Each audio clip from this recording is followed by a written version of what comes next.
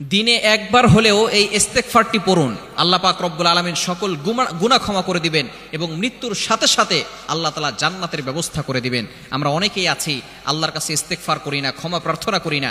নবীজি সাল্লাল্লাহু আলাইহি ওয়াসাল্লাম দৈনিক, এক রিওয়ায়াতে আছে তিনি 70 বার ইস্তেগফার পড়তেন, অন্য রিওয়ায়াতে আছে নবীজি সাল্লাল্লাহু আলাইহি ওয়াসাল্লাম দৈনিক 100 বার ইস্তেগফার পড়তেন। যেই নবীর আগে পরে সামনে পিছনে কোনো গুনাহ নাই, সেই নবী যদি প্রতিদিন 100 বার ইস্তেগফার পড়তে পারেন, তাহলে আমাদের কি পরিমাণ গুনাহের কাজ আমরা করে থাকি। সকালবেলা ঘুম থেকে উঠেই অনেকে মিথ্যা কথা বলা শুরু করে এবং রাত পর্যন্ত মিথ্যা কথা বলতে থাকে। কতগুলো যে মিথ্যা কথা বলে এবং সত্য কথাগুলো কয়টা বলে একটু নিজেরা চিন্তা করে দেখেন। এজন্য অবশ্যই আমরা বেশি বেশি ইস্তেগফার করা দরকার।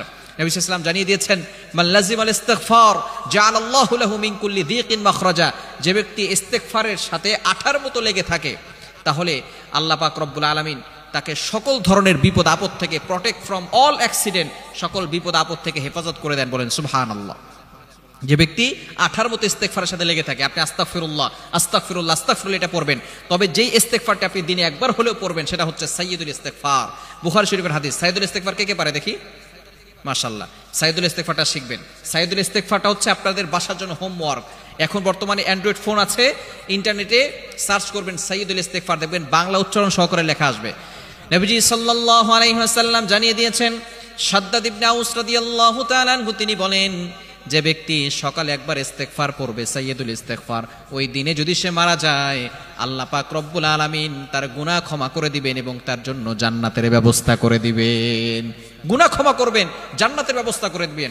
আবার যদি কোনো ব্যক্তি রাতেই ইস্তেগফার পড়ে, ওই রাতে যদি সে ব্যক্তি মারা যায়, আল্লাহ পাক রব্বুল আলামিন তার গুনাহ খাতাগুলো ক্ষমা করে দিবেন। শুধু তাই নয়, আল্লাহ পাক রব্বুল আলামিন তার জন্য জান্নাতের ব্যবস্থা করে দিবেন। এজন্য সাইয়্যিদুল ইস্তেগফার পড়ার দরকার আছে না নাই?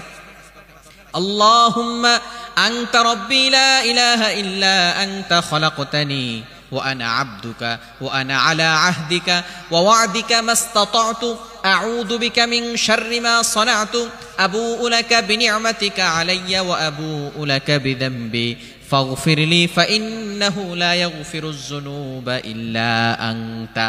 খুবই চমৎকার এখানে কথাগুলো। আল্লাহুম্মা আনতা রাব্বি, হে আল্লাহ আপনি আমার রব। আমাদের রব কে? আমাদের রব একমাত্র হচ্ছেন আল্লাহ। এজন্য অবশ্যই আমাদেরকে স্মরণ রাখতে হবে যে আল্লাহ আমাদেরকে সৃষ্টি করেছেন, আল্লাহর কাছেই চাইতে হবে।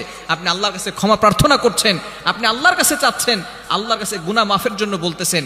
এই দোয়া যদি আপনি ফজরের নামাজের পরে পড়েন ইস্তেগফারটি, আল্লাহ পাক রব্বুল আলামিন ওই দিনে মারা গেলে আপনার জন্য সাথে সাথে জান্নাতের ব্যবস্থা করে দিবেন।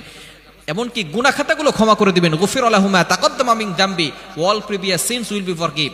এই সমস্ত গুনাহ খাতাগুলো আল্লাহ তাআলা ক্ষমা করে দিবেন। শুধু তাই নয়, এই দোয়া পড়ার পরে যদি আপনি আল্লাহর কাছে কোনো দোয়া করেন, আপনার চাওয়া পাওয়াগুলো আল্লাহ পাক রব্বুল আলামিন পূরণ করে দিবেন। অনেকে আছি দোয়া করছি, দোয়া কবুল হচ্ছে না। অনেকে এরকম আছে না নাই? বলে হুজুর দোয়া করছি, দোয়া কবুল হচ্ছে না। যদি এরকম হয়, তাহলে আপনি সাইয়্যিদুল ইস্তেগফার পড়বেন। ইস্তেগফার পড়ে আপনি আল্লাহর কাছে দোয়া করবেন। ইনশাআল্লাহ দিনে একবার হলেও সাইয়্যিদুল ইস্তেগফার পড়ার চেষ্টা করবেন। এটা মুখস্থ করে নেবেন। দুনিয়ার সব কিছু আমরা পারি, ইউটিউব চালাতে পারি, ফেসবুক চালাতে পারি, গুগল চালাতে পারি, কিন্তু ইস্তেগফারটা যদি শিখতে না পারি, তাহলে আমাদের মতো ব্যর্থ আর কেউ হতে পারবে না। এজন্য আমরা এটা মুখস্থ করে নিব এবং এটা প্রত্যেক দিন আমরা আমল করার চেষ্টা করব। আল্লাহ তাআলা আমাদের সকলকে এই সাইয়্যিদুল ইস্তেগফার আমল করার তৌফিক দান করেন।